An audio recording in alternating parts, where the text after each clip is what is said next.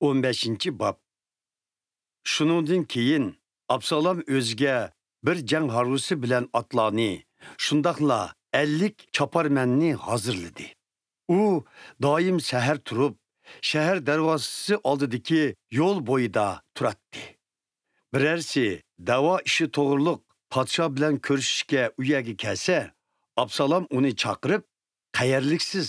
deb so'raydi. Notonish kishi javoban, "Fikr İsrailiyaning Palovni qabilasidan" desa, Absalom, "Qarang, da'voyingiz yo'lliq ham haq ekan. Biroq podshoning yanida buni anglaydigan odam yo'q" deydi. Absalom yana, "Agar men bu yerda sardar bo'lgan bo'lsam, arz qilib kelganlar meni izdaydi. Men ularning ishi haqida odillik bilan qaror chiqaratdim" deydi. Birersi kelib, Absalomga ta'zim qilmoqchi bo'lsa, u qo'lini uzatib, uni quchoqlab so'yib ketadi. Absalom podshohga arz qilgani kelgan barliq Isroillarga mushundoq muomala qilib, ularning ko'nglini o'ziga rom qilib oldi. 4 yil o'tgandan keyin Absalom Davud podshohga, "Mening Parvardigorga qilgan va'damni ado qilishim uchun Hebronga berishimga ijozat bergayla. Men Suriyaning Gishur degan yerida turayotganimda Parvardigorga, agar meni Yerusalimga qaytursang, Hebronda sana ibodat qilaman" deb va'da bergan edim, dedi. Podshoh, "Aman esan bo", dedi. Shuning bilan Absalom Hebronga bordi. Biroq Absalom İsrailiyaning barliq qabillarga ayg'oqchilarni avatib, "Sizlar burg'u ovozini anglagan hamon Absalom Hebronda podsho bo'libdi, danglar" dedi. Absalomning yanida uning taklifi bo'yicha Yerusalimdan uningga agishib kelgan 200 odam bor edi. Ular Absalomning yomon niyatidan xabarsiz odamlar edi. Absalom qurbonlik sunish bilan bir vaqtda Davudning maslahatchisi Gilohluq Ahitofalga odam avatib, uni Gilohdan elib keldi. Absalomga agashganlarning soni zo'r miqdorda ko'pishi bilan Davud podshohga bo'lgan suiqasdmi borgan siri kuchaydi.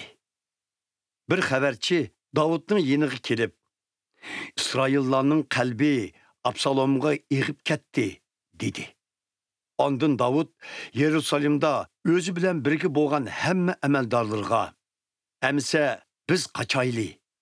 Bo'lmasa Absalomdan kechib qutula olmaymiz. Tez bo'linglar. Bo'lmasa u bizga yetishib elib, bizni halokatga tiqib, shahar aholisining hammasini qilich bilan qirib etadi" dedi. Podshoning amaldorlari podshohga, "Xo'p, podshoyi olam, qanday qaror qilsinlari bosh ustiga" dedi. Shuning bilan podshoh butun o'rda aklini agashtirib yo'lga chiqdi. Ordini saqlasin deb 10 to'qilini o'rdiga qo'ydi. Podshoh yo'lga chiqqanda uning barliq odamlari uningga agishib mangdi. Ular shaharning eng chetidagi bir uyga kelib to'xtadi. Podshoning yasovullarini o'z ichiga olgan barliq odamlari va Gotdan podshohga agishib kelgan 600 nafar gotliqlar podshoning yenidan o'tdi. Podshoh gotliq Ittayga, "Nemishqa biz bilan kelisan? Qaytib ket. Sen boshqa eldan surgun qilingan bir musofirsan. Kim podshoying bo'lsa, shuning yenida tur. Sen tunugilla kelding. Men nega berishimni o'zimmi bilmayman. Bu kunlarda seni sargardon qilib yuraymi? O'zing bilan birga kelganlarni elib qaytqin. Xudo sana mehr muhabbat va sadoqatmanlik ko'rsatgay" dedi. Biroq Itay podshohga, "Ey podshoyi olam, men mangu hayot Parvardigor, shundaqla sizning oldingizda qasam qilamanki, hayotlik yoki mamotlik bo'lsin, sizlar nada bo'lsizlar, fikr shu yerda bo'laman" deb javob berdi. Davud Ittayga, "Bo'pti, biz bilan yuriver" dedi.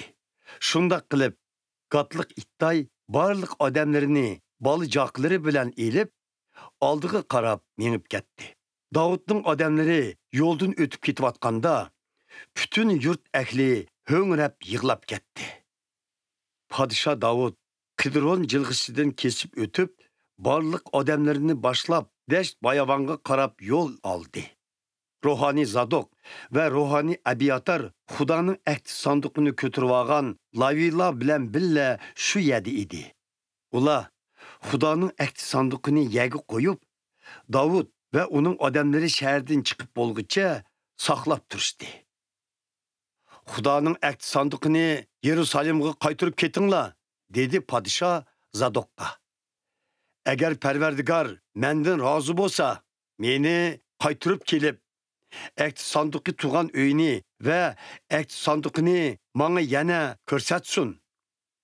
Agar Parvardigor senden razı emasman dese, mayli, meni qanday qilsa shunda qilsin. Podsho yana Ruhani Zadokqa, sen ahvolni tushunasan. O'g'ling Ahimahas ve Ruhani Abiyatar hamda uning o'g'li Yonatan bilan birga shaharga tinch qaytib ketinglar. Men sizlardan toki xabar kelguncha dalodagi daryo kechikida saqlab turman, dedi. Shunda qilib Zadok bilan Abiyatar Xudoning ahd sanduqini Yerusalimga qaytarib ketishdi ve o'zlari shu yerda turib qolishdi. Davud ho'ngrab yig'lab, qayg'u hasratdan beshini yepib elib, yalan oyoq peti zaytun teg'iga chiqishga boshladi. Onun hamrohlari boshlarini yepib elib, yig'lab menishdi. Davudning maslahatchisi Ahitofalning Absalom tarafga o'tib ketganlik xabari Davudga yetib kelganda, Davud Parvardigorga, "Ey Parvardigor, Ahitofalning ko'rsatgan maslahatlarini ahmoqonlikqa aylantirib etkaysan", deb duo qildi.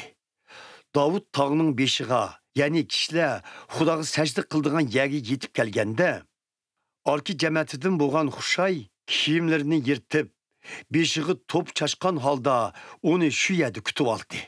Davud uningga, "Agar sen men bilan birga mangsang, menga yuk bo'lib qolasan. Sen Yerusalimga qaytib, Absalomga, ey podsho oliylari, men ilgari otalarning xizmatkori bo'lgunimdek, endi sizlarning xizmatkorlari bo'lishni xohlayman, degin. Shunda qilsang, Ahitofalning ko'rsatgan maslahatiga qarshi chiqib, menga yordam qila olaysan. Ruhani Zadok bilan Ruhani Abiyatarmu shu yerda sen bilan birga bo'ludu emasmi? Sen ordada anglaganlaringning hammasini ularga aytib tur. Ularning o'g'illari Ahimaz bilan Yonatanmu shu yerda.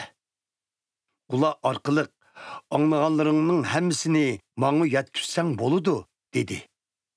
Shunda qilib Davudning do'sti Xushay Yerusalimga qaytib keldi. Shu paytda Absalommu Yerusalimga kirayotgan edi.